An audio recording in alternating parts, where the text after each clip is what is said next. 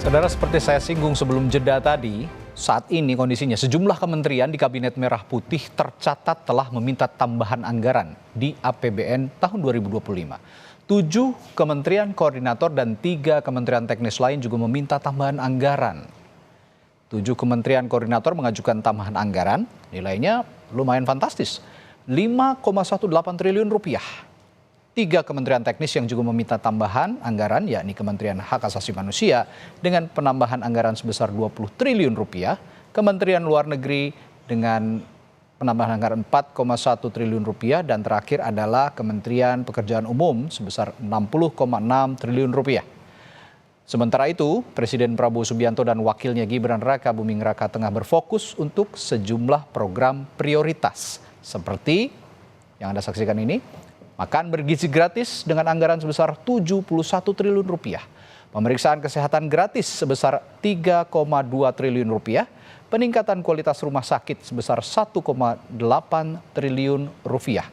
Program renovasi sekolah sebesar 20 triliun rupiah dan peningkatan lumbung pangan nasional daerah serta desa sebesar 7,5 triliun rupiah.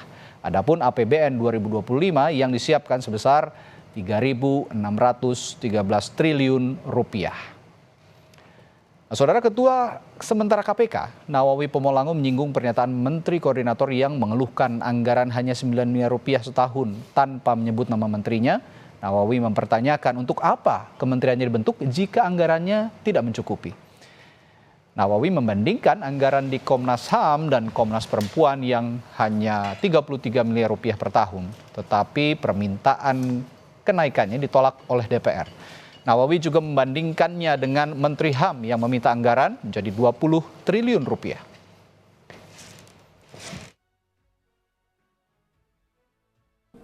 Barusan ini ada seorang Menko mengeluhkan, katanya bisa apa saya dengan 9 miliar ini gitu dalam 1 tahun? Bisa apa yang saya kerjakan gitu? Nah, kalau bisa misalnya seharusnya tidak bisa bekerja dengan 9 miliar, kenapa juga dibentuk kementerian lembaga dimaksud gitu, seperti itu. Memang agak unik di dalam kaitannya dengan kebijakan, ini bersinggungan langsung dengan kebijakan juga dari pemerintah mengenai soal ini. Menteri Koordinator Bidang Perekonomian Erlangga Hartarto bilang permohonan penambahan anggaran kementerian sedang dibahas di Badan Anggaran DPR RI. Sebanyak 7 kementerian koordinator mengajukan kenaikan anggaran total 5,18 triliun rupiah. Sudah dibahas di Badan Anggaran. Artinya nunggu hasil aja. Nunggu hasil. Presiden Prabowo Subianto juga telah meminta agar jajaran pemerintah pusat hingga daerah mengurangi pengeluaran untuk kegiatan seremonial dan aktivitas yang tidak produktif. Presiden Prabowo menyinggung soal efisiensi anggaran untuk berhemat dan mengurangi pemborosan. Saya mengajak seluruh unsur untuk mengurangi pengeluaran-pengeluaran yang bersifat seremoni, kurangi yang bersifat terlalu banyak kajian, seminar, dan sebagainya. Sekarang saatnya adalah mengatasi masalah langsung. Di tengah permintaan Presiden agar pemerintah pusat dan pemerintah daerah mengefisienkan anggaran, lalu kenapa Menteri-Menteri Prabowo justru meminta kenaikan anggaran? Kami bahas bersama Fati, anggota Komisi 11 DPR RI dari fraksi Partai Demokrat, dan juga bergabung Bima Yudhistira, Direktur Eksekutif Selyos. Selamat malam semuanya. Selamat malam. Selamat malam. Ya, saya mulai dari Bung Fati dulu. Bung Fati, apa yang terjadi ketika Presiden meminta untuk berhemat, tapi justru kementerian-kementerian termasuk dari partai Anda juga kan menaruh kadernya ya di kementerian, Mas Agus Harimurti Yudhoyono, meskipun kita belum tahu apakah kementeriannya juga meminta penambahan anggaran. Tapi setidaknya di internal pasti Anda tahu. Kenapa? Apa yang terjadi, Bung Fati? Iya, jadi yang disampaikan oleh Bapak Presiden, oleh Pak Prabowo adalah untuk mengurangi anggaran bagi kegiatan-kegiatan yang kurang perlu. Spesifik beliau menyampaikan terkait dengan rapat-rapat, seminar-seminar, kemudian kunjungan-kunjungan ke luar negeri, itu harus diturunkan. Karena sebetulnya permasalahannya ini kan sudah teridentifikasi. Kita ini sudah tahu masalah yang ada di negara kita ini apa saja. Oke. Nah, itu yang dimaksudkan penghematan kan gitu. Namun demikian ada program-program unggulan dari Bapak Presiden yang tadi sudah disebutkan, makan gratis, sekolah, insentif untuk guru, program-program yang terkait dengan ketahanan pangan, Ya. program kesehatan. Nah, ini tentu program-program yang sangat efektif dan dibutuhkan oleh masyarakat, kan begitu. Oke, nanti kan DPR juga ikut bahas anggaran ini ya untuk 2025. Kalau ada permintaan kenaikan anggaran untuk beberapa kementerian itu juga pasti akan dibahas oleh DPR. Kenaikan anggaran 2025 ini sudah tahap mana tapi pembahasannya kalau di parlemen, Bung Fatih? Iya, kami sudah pada tahap pembahasan terkait dengan teknis, permintaan-permintaan dari kementerian lembaga, termasuk pecahan kementerian lembaga baru juga sudah jadi DIPA kan gitu.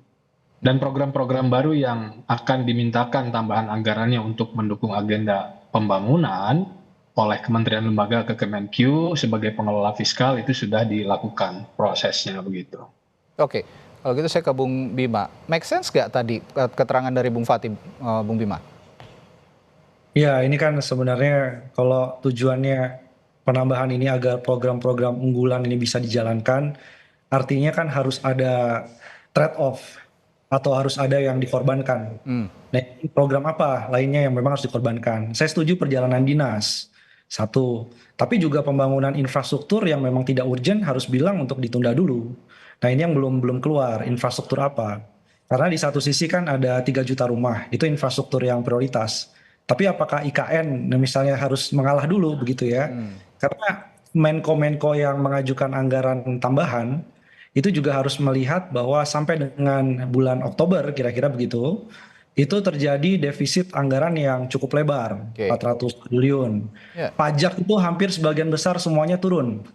Jadi memang harus melihat ada urgensi bahwa pendapatan negara ini sedang tidak mensupport tambahan-tambahan belanja, khususnya belanja pegawai dan juga belanja barang gitu ya. Sehingga ada sense of urgensi juga bahwa kalau bisa dengan anggaran yang existing, dengan berbagai cara kreatif, koordinasi misalnya, atau Menko ini kan sebenarnya fungsi utamanya memang koordinasi. Yang anggarannya memang harus di top up adalah menteri teknis yang menjadi prioritas unggulan tadi. Tapi untuk Menko harusnya masih banyak ruang untuk lebih bisa berkreasi dengan anggaran yang sudah ada. Karena 2025 situasinya akan lebih menantang dari sisi fiskal, utang jatuh tempo, bunga utangnya, belum juga sisa-sisa dari pembangunan yang di era Pak Jokowi harus terus dilanjutkan. Nah, itu harus ada skala prioritas dan saya kira kurang tepat lah meminta anggaran yang lebih banyak dalam situasi sekarang. Oke, lanjutkan perbincangan kita di Sapa Indonesia Malam, masih berbicara soal permintaan sejumlah kementerian termasuk Kementerian Koordinator yang meminta kenaikan anggaran di saat Presiden Prabowo justru meminta para menterinya untuk menghemat anggaran. Nah, ini tadi saya nyinggung soal belanja pegawai dibandingkan belanja barang. Sepertinya Pak Prabowo ingin mengefisiensikan belanja pegawai, tapi belanja barangnya mau dioptimalkan. Tapi kalau lihat dari program-programnya Pak Prabowo sendiri di kementerian begitu, ini porsinya lebih banyak belanja barang apa pegawai, Bung Bima? Yang paling besar belanja bunga utang. Itu APBN 2025 ditarik ke belakang 10 tahun terakhir itu naiknya 256%. Nah, itu juga perlu jadi catatan.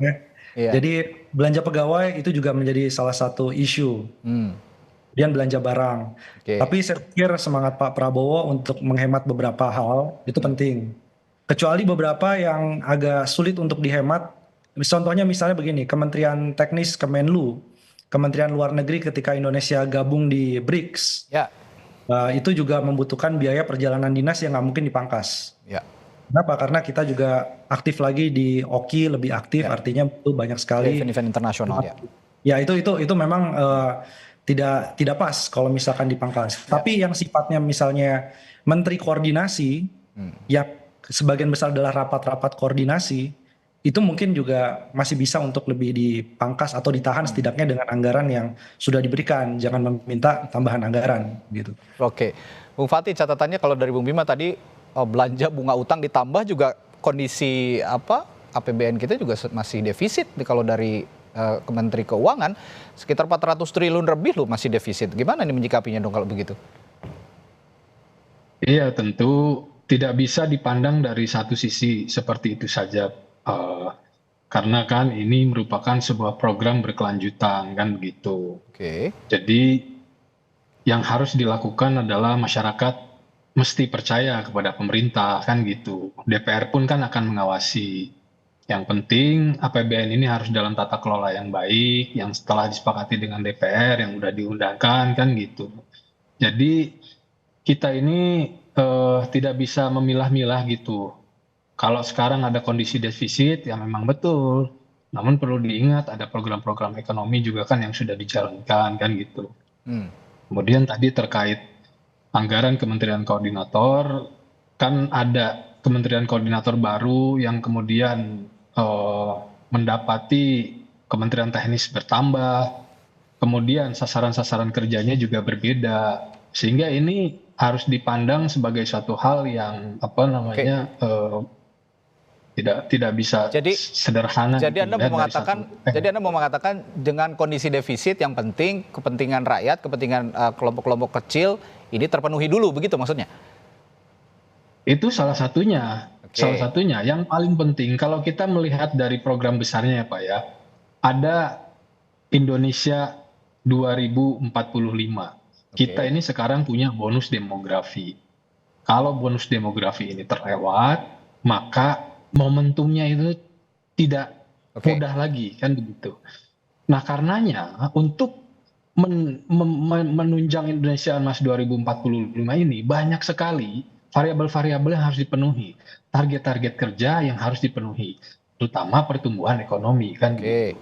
Nah, kalau sekarang misalnya kita tidak mempercayakan pemerintah terhadap penyelenggaraan APBN, kemudian hal seperti pembayaran hutang, kan hutang itu juga kan Oke. rasionya sudah ada, sudah jelas kan Baik. gitu, dibahas bersama-sama DPR kan begitu. Baik, kalau gitu saya ke Bung Bima. Apakah dengan kondisi defisit tadi 400 triliun lebih, 401 triliun lebih, kepentingan masyarakat kecil sudah terpenuhi saat ini, Bung Bima? Ya, saya pengen melihatnya begini, bahwa setiap penambahan anggaran pemerintah, belanja pemerintah pusat, tentu akan dicapai dengan dua hal. Sebenarnya tiga hal, satunya tadi sudah dibahas soal beberapa disisir untuk dihemat. Harus ada kalah begitu ya, yang tidak prioritas. Tapi dua yang lain ini adalah mau nambah pajak atau nambah utang baru. Nah, jadi ini masalahnya adalah untuk pembiayaan 2025, apakah kemudian kelas menengah yang harus menanggung pajak dan pungutan lebih banyak Ya, lagi? kelas menengah ini sandwich, ketekan atas bawah jadinya. Ya, atau berani misalnya pajak masih pajak ya, ada pajak kekayaan, atau ada objek-objek pajak yang baru tanpa ganggu kelas menengah dan juga konsumsi domestik. Yang kedua, yang harus diperhatikan adalah pembayaran untuk nomenklatur termasuk utang yang sedang jatuh tempo ini. Oke. Ini dikhawatirkan menerbitkan utang baru bisa menyedot likuiditas domestik karena itu pilihan-pilihan yang tersedia. Oke. Tapi harapkan satu ditunda dulu rencana penambahan anggarannya. Atau yang kedua, kalau berani memang melakukan efisiensi belanja-belanja yang harus dikalahkan. Oke. Banyak program-program Pak Jokowi yang sebenarnya tidak perlu semua dilanjutkan, misalnya begitu ya. Karena Pak Prabowo punya fokus pangan pendidikan itu bagus. Oke. Tapi ada yang dikalahkan sehingga terjadi efisiensi di tempat lain. Tidak mengubah beban defisit dan utang yang sedang berjalan. Ya, itu ada yang dikorbankan, ada yang dioptimalkan. Tapi yang dioptimalkan ya harus benar-benar sejalan dengan program prioritas, kira-kira seperti itu. Nah, Bung Fati, ada juga anggapan lain ini. Ada anggapan dari Ketua KPK Nawawi Pomolango yang menyebut kenapa kementeriannya dibentuk kalau anggarannya tidak ada. Ini menindaklanjuti keluhan-keluhan kementerian yang jumlah anggarannya kecil. Nah, apakah menurut Anda ini karena jumlah menterinya terlalu banyak atau bagaimana kira-kira? Bukan, nggak seperti itu juga. Sebetulnya anggarannya ada, bukan tidak ada kan. Ada. Gitu. Bahkan sudah jadi kan gitu, sudah terbentuk DIPA kan gitu. Namun tadi Mas Bima sudah sampaikan bahwa sekarang ini saat ini pemerintah ini juga melakukan langkah-langkah alternatif dengan cara mengubah skema pajak. Kemarin yang kita kenal dengan PPN 12% itu kan sebetulnya pengenaan PPN bagi barang-barang mewah. Sehingga yang menanggung beban pajak lebih itu adalah orang-orang kelas menengah ke atas kan begitu. Iya. Nah, ini adalah sebuah upaya sehingga ada upaya alternatif yang tadi itu pemasukan ditambah tingkat penerimaan pajak kita tingkatkan, dan juga ke depannya menurut saya pentingnya mengelola subsidi, karena subsidi bahan bakar terutama ya itu memakan porsi yang sangat besar dan sekarang ini belum tepat sasaran. Kita lihat pom bensin itu mobil-mobil ber-cc besar, konsumsi pribadi yang harusnya tidak menikmati BBM bersubsidi itu tetap pakai BBM bersubsidi. Nah, saya kira tepat seperti itu ya. Terakhir ke Bung Bima, jadi intinya kalau 2025 ingin ada penambahan anggaran, kementerian-kementerian teknis mana sih yang kira-kira perlu nih, mana juga yang enggak, dan apa yang harus dipertimbangkan? Saya pikir Pak Prabowo punya fokus di level internasional, artinya memang diplomasi internasional, diplomasi iklim, diplomasi untuk perdamaian, itu tetap Kemenlu, salah satu yang perlu anggaran lebih tambah bahkan. Kemudian Kementerian Perdagangan, itu juga penting untuk melakukan seleksi terhadap barang-barang impor, regulasi impornya lebih berkualitas, penetrasi ekspor, diplomasi dagang, itu Kementerian Perdagangan perlu mendapatkan perhatian. Kemudian tentu penegakan hukum, hak asasi manusia, ya, ini juga salah satu isu besar. Dan terakhir saya pikir pangan. Nah, tapi ini juga ditambah boleh, tapi juga di satu sisi perlu ada konsolidasi program-program kementerian, karena sudah ada Pangan, sudah ada Kementerian Pertanian, ada BUMN yang mengerjakan pangan. Nah ini jangan sampai ada duplikasi dan juga ada pemborosan anggaran di sana. Semoga pemerintah dan DPR juga lebih wise ya menentukan kebijakan ini supaya masyarakat juga tidak semakin terhimpit. Terima kasih Bung Bima Yudhistira dari Selios dan juga Bung Fatih dari anggota Komisi 11 DPR RI fraksi Partai Demokrat. Sehat selalu, sampai jumpa lagi. Terima kasih. Terima kasih.